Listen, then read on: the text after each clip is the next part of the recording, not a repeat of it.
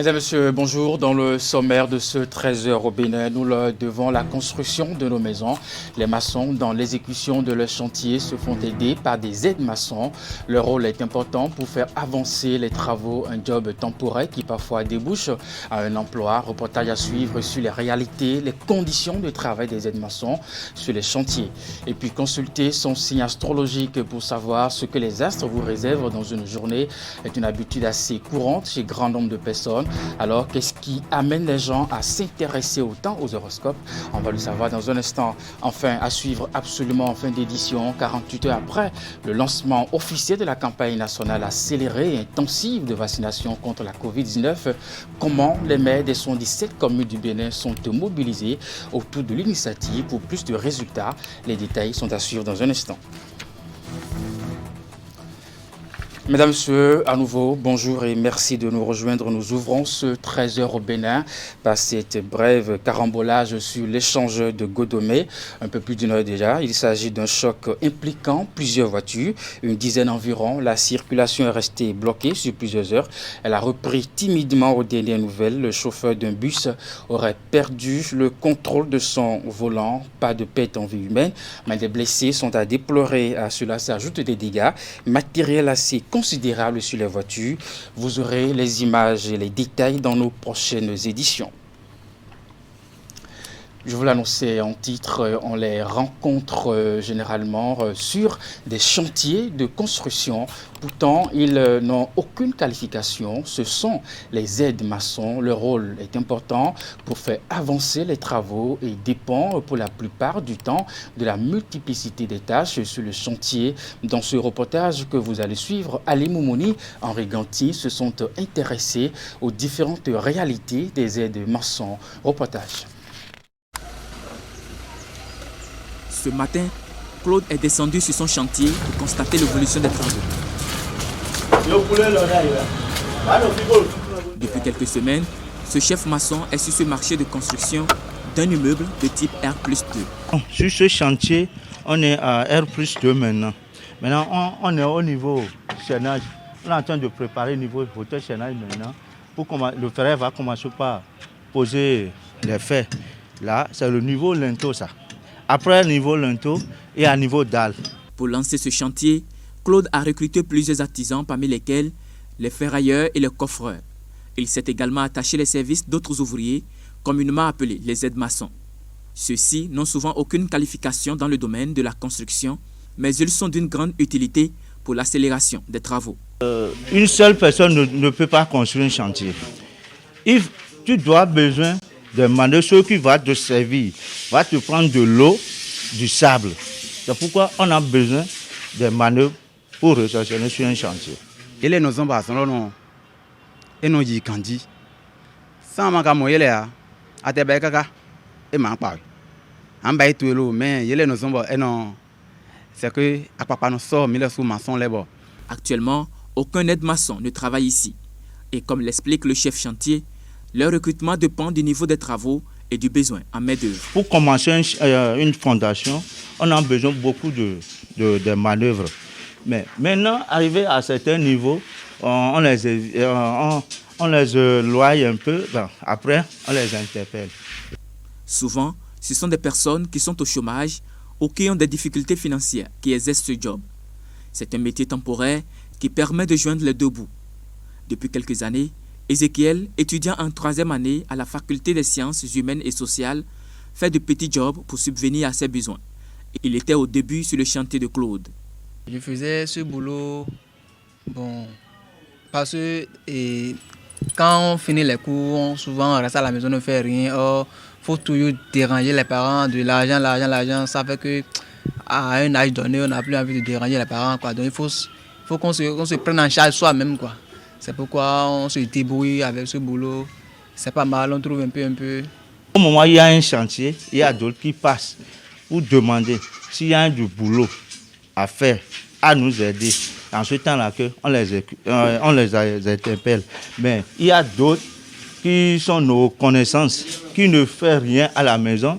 On est obligé de leur dire de venir travailler avec nous sur le chantier. Au Bénin, les aides-maçons travaillent souvent 8 heures de temps dans la journée. Mais cela varie également d'un chef maçon à un autre. C'est pareil pour la rémunération. Le montant standard tourne autour de 2000 francs par jour. Prix aide locaux, ni mais on va 2000 par jour. Et ça dépend fidé minache. Et même il y a 2000 hokele, mais les tiens sur 2500, 3000, 4000 même. Par exemple ici maintenant, on travaille de lundi. Chez les autres c'est 7h, mais ici on travaille de 8h à 18h, 19h comme ça. Et la rémunération c'est à 2000 francs par jour. D'autres peuvent payer 1500, d'autres 2500. Ça dépend du chef chantier et ça dépend de la zone aussi. Pour être un aide-maçon, il est nécessaire d'avoir un atout physique important. À la recherche du pain quotidien, parfois il y a des aides-maçons qui finissent par se convertir au métier de maçonnerie. L'incivisme à la peau dure à Cotonou, et vous allez le voir dans ce reportage, malgré la construction des canaux, surtout les grands collecteurs, certains habitants n'ont cessé d'encombrer ou de boucher ces collecteurs en y jetant des déchets solides et autres. Reportages. À Cotonou, la capitale économique du Bénin, les caniveaux à ciel ouvert semblent ne pas suivre le pas des changements. Ou du moins les habitants de la ville qui se métamorphosent depuis 2016 peinent à se débarrasser des anciennes habitudes qui consistent à déverser des déchets dans les caniveaux. En plein cœur de la ville que traversent ces caniveaux, des citoyens expriment leur désolation. Parfois, la nuit profonde, ils viennent jeter le désordre dans les caniveaux. Parfois, on voit les gens, ils jettent de n'importe quoi dans les caniveaux. Mais parfois aussi, les gens qui viennent curer les caniveaux, quand ils ont fini de curer, au lieu de ramasser ça proprement, ils ramassent ça un peu, et puis le reste, ils laissent. Après, le vent les ramène dans le caniveau. Il y a certains caniveaux que les gens respectent, ils ne versent pas des ordures dedans. Mais à certains endroits, j'ai senti qu'il y a beaucoup de l'incivisme. Parce que par rapport à ces ordures, l'État a fait de son mieux sur les grands axes routiers. Là. Vous voyez, les gens prennent des ordures en sac pour venir déposer ça au bon milieu de la voie. Tout près ici, à Lomé, au Ghana, on ne voit pas ça. Mais avec la sensibilisation, les gens ont commencé par changer. Malgré les grandes poubelles et barques à ordures déposées ici et là dans la ville, des habitants s'entêtent de tout déverser dans les caniveaux. C'est le cas ici derrière le marché de Saint-Michel où on peut voir vendeuses et vendeurs installés le long de ce caniveau s'adonner à tout. Et il faut une sensibilisation puisque nous ne sommes pas habitués. Les sécu sont en train de faire aussi un travail où nous passons quand même de maison en maison pour informer nos populations, pour sensibiliser nos populations par rapport à comment entretenir ces caniveaux. Sinon, entre-temps, on peut venir jeter les ustensiles de cuisine dans les caniveaux. Mais aujourd'hui, ce n'est plus le cas. Et ils sont en train quand même de s'adapter. C'est vrai, c'est difficile, mais je pense qu'avec le temps, on va s'habituer. Le Béninois était toujours comme ça. Même quand on les sensibilise, pour le respect, ils n'arrivent pas à respecter ce que disent les autorités. La plupart des personnes abordées insistent sur la sensibilisation. Elles pensent qu'après cela, il faut passer à la répression. Parce que je vois que parfois aussi il y a la mairie qui joue pleinement son rôle parfois. Parfois la nuit profonde, eux-mêmes ils font des patrouilles. La mairie, les gens qui portent les tenues bleues là, parfois ils passent dans la nuit profonde. Et quand ils te voient, parfois ils les arrêtent. Mais vraiment, je suis désolé parce que il faut les sensibiliser. Après, les verbaliser. C'est ce qui est important. Il faut toujours sensibiliser les CA, les chefs quartiers. Il faut qu'ils fassent des meetings, des rencontres pour pouvoir mettre les gens sur le bon rail. Les gens seront droits comme I. À la faveur du programme d'action du gouvernement, les villes béninoises se métamorphosent. Et Cotonou arbore ses plus beaux habits avec les rues bitumées ou pavées par endroits. Cotonou a changé. C'est aux aveugles de fermer les yeux pour dire qu'ils n'ont pas vu. C'est aux sourds de boucher Et j'aurais pour dire qu'ils n'ont pas à attendre. Sinon, tout à fait, Cotonou a bien changé. Sincèrement, je ne dirais pas que tout est parfait, mais il y a un effort considérable qui se fait déjà. Si nous pouvons continuer comme ça, Cotonou quand même peut égaler des grandes villes du Bénin et du monde. Reste à la population de Cotonou de changer ses habitudes et nombre de personnes interrogées pensent ainsi que la prise de conscience permettra de rendre le cadre de vie plus sain encore. Un peu plus loin de Cotonou à présent, plus aucune règle n'est respectée à Nati Tengou par les Tassimènes. Quant aux réformes, bien entendu, dans le domaine des transports, le chargement hors pack est devenu monnaie courante dans la cité de Nanto, et ceci sous le regard impuissant de la police républicaine, de la mairie et même des syndicats concernés. Conducteurs de taxis et passagers préfèrent les bords des voies, laissant ainsi les parcs et autogares vides. Et pourquoi cette situation? Comment les syndicats gèrent-ils le problème au quotidien et jusqu'à quand durera donc cette situation? Reportage avec Régis Hippolyte Agossou et puis Abdou Sabi Drissou. Martin Vignon, opérateur économique à Nati Tengou, est en partance pour Djougou, à plus de 80 km de Nati Tengou. Mais au lieu d'aller à l'autogare pour prendre un taxi, il a préféré attendre au bord de cette voie inter-État. En réalité, moi je suis à Nimporima et l'autogare c'est jusqu'au 2e arrondissement et moi je suis au 3e arrondissement. Pour prendre Zémé et aller à l'autogare déjà, ça me fait au moins 200 à 300 francs.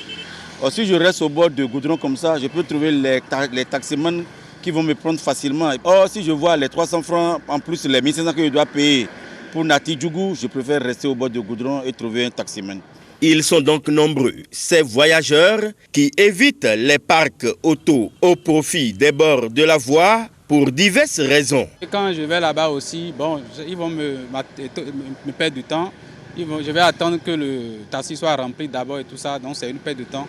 Alors qu'au bord de la voie, rapidement, lorsque vous montez, bon, on vous prend et puis c'est directement à Djougou. Et il ne s'arrête pas. C'est comme ça, il prend les clients sur la voie et puis rapidement on va à Djougou. Bon, moi en tout cas, au bord de la voie, là, ça m'arrange que d'aller sur le parc. Je vais pour des affaires, mais en restant au bord de la voie, d'abord nous avons la possibilité de trouver d'abord un taximan qui est déjà prêt pour partir. Et on ne nous perd plus de temps. Or, à l'autogare, il faut attendre que le taximan soit chargé d'abord et que ça soit son tour. Donc ça me prend aussi de temps. Mais au bord de la voie comme ça, je sais que si je trouve déjà quelqu'un qui est prêt pour partir, je suis déjà à Djougou. Même certains conducteurs de taxi préfèrent également faire leur chargement loin des autogares. Si aujourd'hui nous sommes au parc, c'est nos passagers nous suivons. Actuellement, nous qui allons à Tanguieta, c'est sur la voie là nos passagers viennent. Un passager qui va à Tanguieta ne peut pas retourner derrière là où se trouve actuellement notre autogare. C'est ça qui fait notre problème. Si on se trouve aujourd'hui à ce niveau, ce sont les passagers que nous suivons. Et pourtant, les différents responsables syndicaux se battent au quotidien pour réglementer ce secteur à Nati Tengou, même si la tâche semble très difficile. Les passagers sont tellement pressés. Ah non, un véhicule à 5 places par exemple, 4 personnes derrière, une personne devant, le passager voit que non, que c'est déjà trop. Lui préfère rester au bord de la route. D'accord, il reste au bord de la route pour prendre le véhicule, d'accord, mais avec ses conséquences. Parce qu'en cas de perte de colis, quand ils viennent nous voir l'autogare pour réclamer, moi, quand ils tombent chez moi, je les renvoie, je dis, allez là-bas, là, vous avez pris le véhicule là, adressez-vous aux responsables de là-bas. Parfois, s'il y a accident, ce n'est pas chose souhaitable, mais ça vient. Quand il y a accident, on nous dit, un véhicule a chargé de chez vous. Nous avons de répertoire, un cahier, chargement, telle personne, tout ça là qu'on a enregistré. On dit non, le véhicule n'a pas chargé chez nous. Finalement, on voit que c'est un véhicule qui a quitté effectivement Nati Tengou, mais qui n'a pas chargé à l'auto. Donc il a fait un chargement hors parc. La lutte, nous sommes dedans tout le temps, c'est difficile. Jusqu'à présent, nous n'arrivons pas. La police à elle seule ne peut pas, la mairie à elle seule ne peut pas. Nous-mêmes, chacun a sa part de responsabilité. Ça crée des manques à gagner à tous les niveaux. Ça crée des manques à gagner au niveau du conducteur qui accepte de rester dans l'autogare pour charger. Au niveau du conducteur qui est contraint d'aller faire le chargement hors parc. Ça fait des manques à gagner au niveau de la mairie.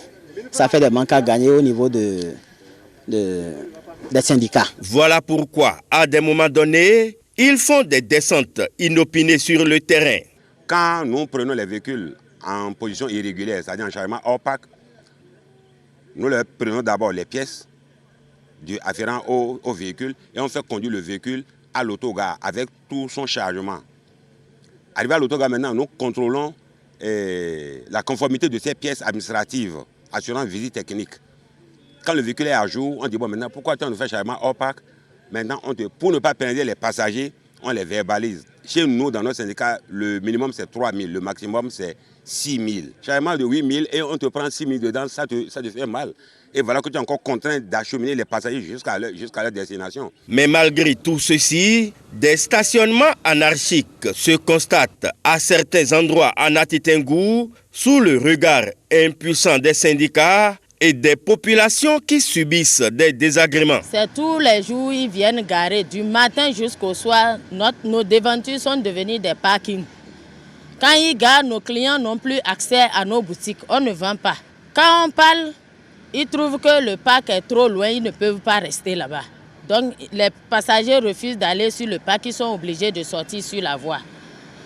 Et c'est pour cela qu'on demande aux autorités de faire quelque chose pour nous, pour qu'on puisse se reposer, pour pouvoir bien vendre nos marchandises. L'épineux problème de chargement hors parc reste une équation difficile à résoudre à Nati Tengou. Et même si des efforts se font pour réduire ce phénomène dont les conséquences sont énormes, il est important que l'État central, à travers la police républicaine et la mairie, s'implique également dans cette lutte que seuls les syndicats ne peuvent mener à bout. Pas question de démarrer sa journée sans consulter les astres pour grand nombre de personnes. Ensemble de croyances et de pratiques fondées sur l'interprétation symbolique des correspondances supposées entre les configurations célestes. L'astrologie est considérée justement comme une croyance indûment présentée comme scientifique ou encore comme une superstition. Aujourd'hui, la consultation de l'horoscope est chose courante et nombreuses sont ces personnes qui s'attachent aux prédictions, ce qui est récurrent. Sinon au quotidien. Alors, qu'est-ce qui amène les gens à s'intéresser autant aux horoscopes? Suivez ce reportage. Ils sont nombreux ces jeunes gens qui s'intéressent aujourd'hui aux horoscopes. Dans les journaux, sur les téléphones portables ou même à la radio, ils ont autant de canaux pour consulter les prédictions journalières de leur signe zodiaque. Je consulte l'horoscope tout d'abord parce que c'est une science bien définie. Elle nous permet de nous guider et puis d'avoir une idée sur ce qui va se passer, par exemple au cours d'une journée, dans un mois et toute l'année. Moi, quand j'ai découvert ça, je me suis dit c'est vraiment important et je m'y suis abonné. Chaque jour, je vais lire l'horoscope. Ça me permet de savoir comment la journée sera, de quoi ça sera fait. Avec les prédictions, les passionnés des astres se forgent de nouvelles images. De la tenue vestimentaire à la vie amoureuse, c'est tout un ensemble de dispositions qu'ils prennent pour aboutir à leur destin. Quand je regarde pour aujourd'hui, ça me dit que ce qui me sera pas vraiment favorable, les trucs que je dois faire, les trucs que je dois pas faire. En amour, dans la vie sociale, en famille, et puis sur le plan professionnel. Ça me guide en fait. Par exemple, la couleur que je dois mettre, qui pourrait me porter chance, mon chiffre porte-bonheur, il y a tout ça en fait. Pour moi, ça devient capital dans toutes mes interactions avec les autres. Donc, lorsque vous me dites par exemple que vous êtes natif Gémeaux, je sais à quoi m'attendre de vous. Je sais ce que vous faites et c'est vous-même et je sais ce que vous faites et ça, c'est pas vous. Tout ceci part des signes zodiaques. Et selon les explications de l'astrologue Amoussa Raimi, pour mieux comprendre l'horoscope, il faut tout au moins connaître le sens des signes. Ceux-ci sont représentés et symbolisés par des éléments de la nature, à savoir la terre, l'eau, le feu et l'air. Quand vous prenez les signes de terre, c'est lié à l'élément terre, à la lourdeur, à tout ce qui est solide. Donc les Capricornes, les Vierges, les Taureaux, c'est d'abord des gens, vous verrez, quand réellement ils sont de ces signes, c'est des gens pratiques. Quand vous prenez les signes d'eau, c'est-à-dire Scorpion, Poisson, Cancer, l'émotion domine ces signes. Quand vous prenez les signes d'air, que sont les Verseaux, les Gémeaux et puis Balance, ce sont des gens, ils sont comme l'air. Pour un oui ou pour non, ils sont calmes tout de suite et ils peuvent rentrer dans un état. C'est des gens instables comme l'air. Quand vous prenez maintenant les signes de feu, que sont les lions, les sagittaires et puis les béliers, c'est d'abord ce que nous appelons des êtres brûlants, qui aiment rayonner, qui n'aiment pas se soumettre. À côté de ça, il y a bien d'autres paramètres qui entrent également en jeu. Et ceux-ci, Farage les a bien compris. Lorsqu'on fait une prédiction pour un couple, pour ceux qui sont en couple, ça ne peut pas arriver aux célibataires. C'est forcé, parce que vous n'êtes pas en couple. Lorsqu'on fait une prédiction pour les célibataires, il faut être célibataire et remplissant toutes les conditions, c'est-à-dire tous les éléments qui ont été dits dedans. Sinon, ça ne peut jamais vous arriver. Vous êtes célibataire, on dit si vous êtes célibataire, peut-être vous avez un travail, il va arriver telle chose. Si vous êtes célibataire et que vous êtes oisif, vous ne faites rien, alors comprenez bien que de telles prédictions ne peuvent pas se réaliser dans votre vie. Pour la plupart des temps, les gens s'accrochent aux horoscopes pour voir ce que leur réserve leur journée et par-dessus tout, pouvoir trouver les moyens de la rendre agréable. Mais toutefois, il y a des moments où les prédictions ne se concrétisent pas. J'y crois, je ne sais pas pourquoi j'y crois. C'est pas comme la foi en Jésus-Christ, mais je crois que c'est quand même divin. Elle n'est pas une religion pour moi, mais j'y crois parce que je pense que ça m'aide au quotidien. Faut-il le rappeler, les prédictions astrologiques sont basées sur les signes zodiaques. Ceux-ci sont repartis selon les jours et les mois du calendrier.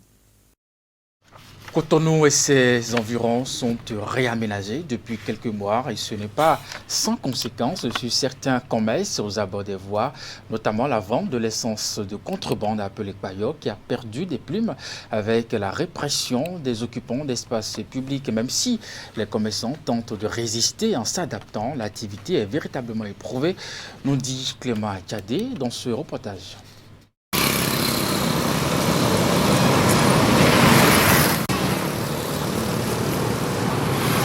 C'est une nouvelle méthode de riposte pour s'adapter à une exigence des autorités gouvernementales. Une nouvelle stratégie pour prévenir la disparition d'une activité importante du secteur informel. La commercialisation de l'essence de la contrebande communément appelée Payo. Un exercice contraignant mais qui a permis à Dame Pauline de retrouver son premier client de la journée après plus de 25 minutes.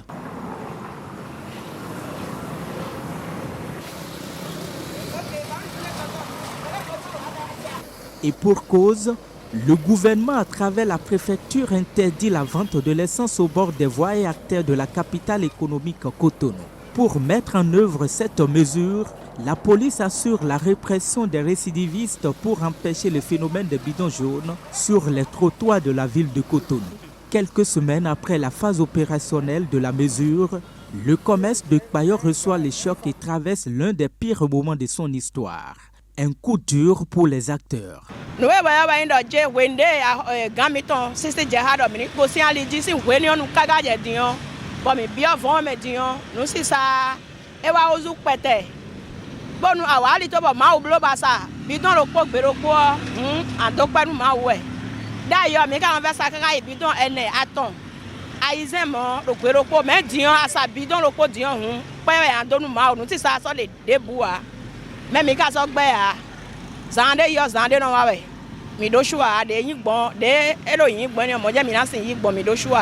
Disons que le gouvernement était en train de nous aider parce que légalement, on n'est pas...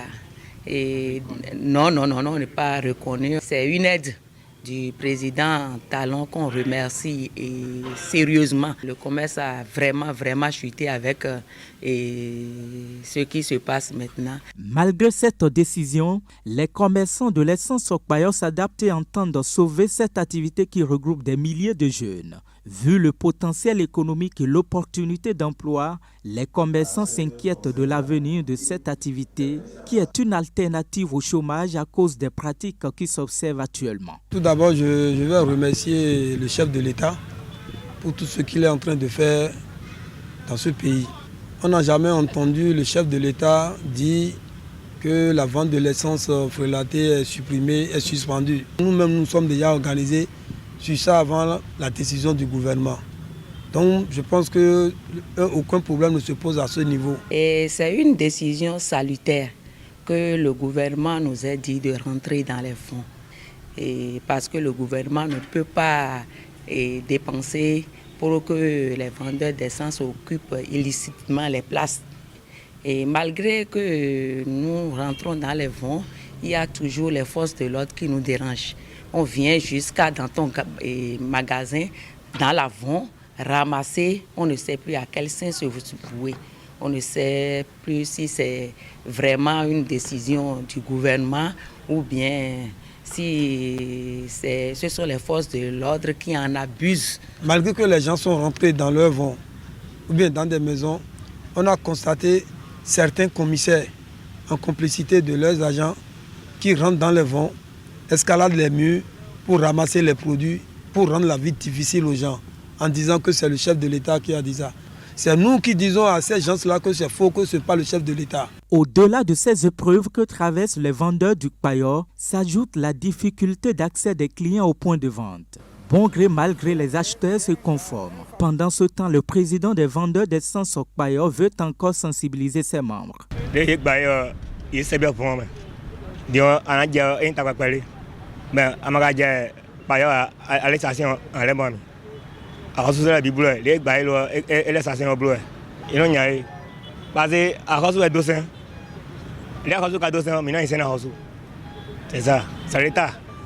Je demande toujours aux acteurs de respecter la décision du gouvernement. Face à cette mesure qui fragilise le poids économique de l'essence relatée, les commerçants demandent l'aide des autorités publiques.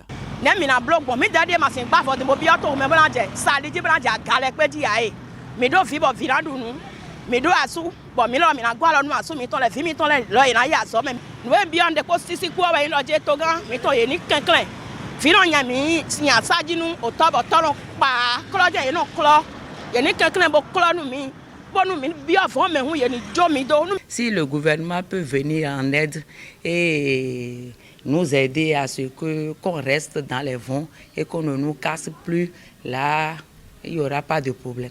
Et un cri de cœur au gouvernement de ce pays, passant par le maire et le préfet, de venir nous secourir en prenant contact avec les commissariats d'arrondissement pour que le travail soit modéré.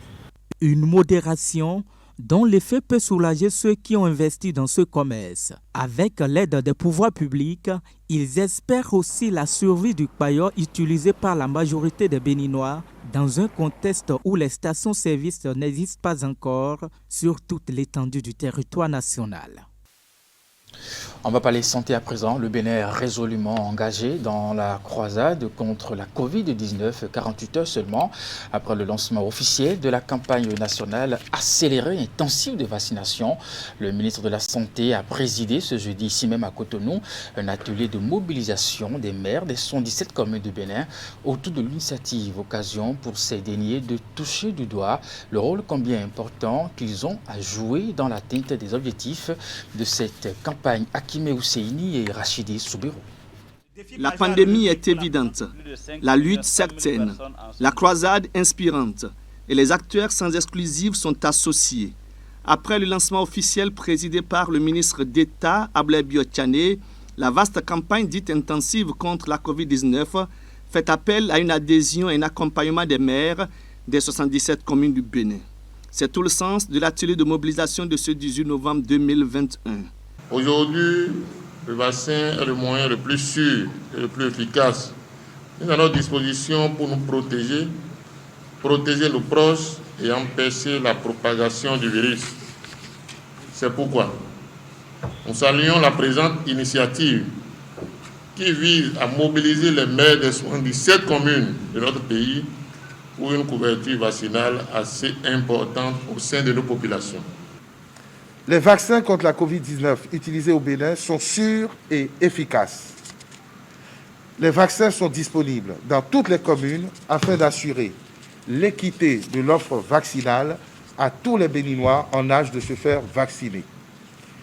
Il nous revient donc d'accompagner cette campagne de vaccination car nous sommes garants de la santé de nos communautés. La cible n'est donc pas anodine. Les éléments de langage vont avec les assurances du ministre de la Santé. Ce n'est pas la vaccination qui tue. C'est la Covid-19, notre ennemi commun, qui tue. Et c'est pour ça que c'est maintenant, en temps de paix, pendant qu'il y a la décroissance du nombre de cas, que nous devons vacciner massivement. Le virus ne circule plus autant actuellement. Nous devons vacciner maintenant. Mais attention, nous n'avons plus de temps. Lors de l'Assemblée des ministres de la CEDEAO qui a eu lieu à Abuja les jeudi et vendredi, l'information nous a été rapportée que 2 pays qui n'avaient pas connu la 3e vague, en l'occurrence le Niger et le Burkina, sont en train de frémir actuellement. Donc il ne faudrait pas croire que c'est seulement l'épicentre des départements du littoral, de l'Atlantique, de l'Ouémé et peut-être du Borgou qui sont vraiment la cible. Nous devons faire très attention et veiller à sécuriser nos populations avant d'être de nouveau touchés. 3 communications ont été présentées afin d'outiller les maires et leur permettre de fléchir de façon pédagogique les attitudes de leurs différents administrés. Au nom de l'ensemble des partenaires techniques et financiers, je lance un appel à vous tous, les maires, vous les élus, aux leaders d'opinion, aux têtes couronnées, aux chefs traditionnels et religieux, les diverses associations, la société civile, les artistes, les footballeurs, les créateurs, les blogueurs, tous les influenceurs du pays pour faire de cette campagne un succès éclatant. C'est l'occasion d'insister sur votre rôle en tant que premier responsable des différentes communes élus par les populations qui attendent beaucoup et espèrent de vous pour leur santé et leur bien-être social. Au sortir de ces échanges à connotation informative, il est attendu que les premières autorités communales prennent une part très active dans l'atteinte prochaine d'un taux satisfaisant de couverture vaccinale. Mesdames, Messieurs, c'est la fin de ce 13h au Bénin. Merci de l'avoir suivi. Bonne suite du programme sur Canal 3 Bénin. Portez-vous bien et prenez soin de vous. À très bientôt.